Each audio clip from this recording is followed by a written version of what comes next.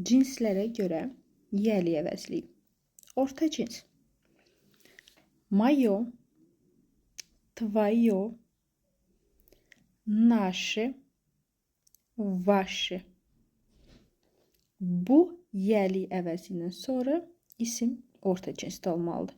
Yəni istifadə etdiyiniz isim orta cinsdədirsə, onun yanında istifadə etdiyiniz yəli əvəzliyi də orta cinsdə olmalıdır. Nümunə.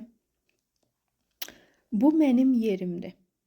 Yer, место. Necə deyəcəksiniz? Это мое место. Bu sənin pəncərəndir. Və yaxud sual kimi soruşursunuz. Bu sənin pəncərəndir. Pəncərə, окно.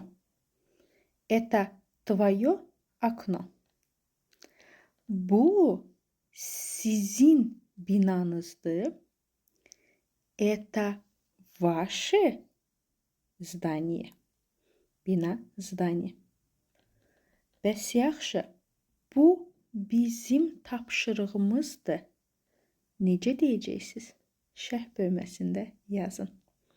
Əgər sən də 2 aya 40 danışıq dərsi keçərək rahat rus dilində danışmaq istəyirsənsə, o zaman aşağıdakı məlumatı sona kimi oxu və həmən nömrə ilə əlaqə saxla.